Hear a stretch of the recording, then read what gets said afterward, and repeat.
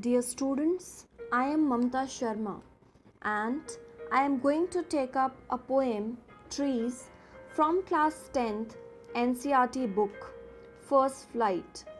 It is written by Adrian Rich, who was a famous poet, essayist and feminist. The poetess says that trees inside her house were moving out into the forest. The forest was empty all these days. So dear students, you'll think that how can trees move? So it is very important to understand that the trees are not actually moving.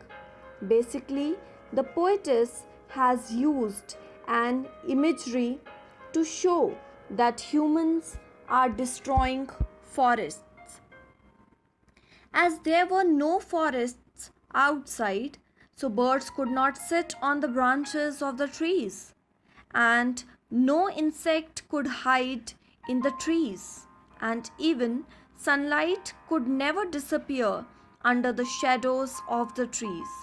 She feels that the empty forest will be full of trees by the next morning. In the second stanza, she explains that how they were working silently in order of getting free. The roots were working the whole night to free themselves through the cracks on the veranda floor.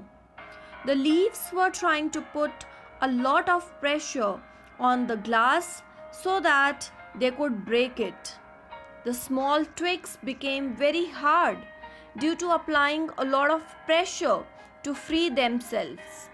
The larger branches were trying to move slowly like newly discharged patients from a hospital who become half shocked on coming to the outside world.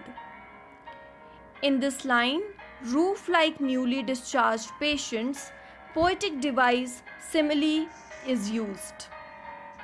The poetess says that she was sitting in the veranda of her house and writing long letters, but she hardly mentioned anything related to trees in her letters because she didn't find trees important. It was a full moon night where the moon was shining in the open sky. She could smell the leaves and lichens from the trees reached her like a voice. In the last stanza, she listens to the sounds coming from the trees. She said that tomorrow she would not be able to listen the sound as the trees would move out at night. She could hear the glass breaking and the trees hurried outside. And while doing so, they were falling on each other. Dear students, the trees were so tall that they broke the moonlight into pieces like a broken mirror.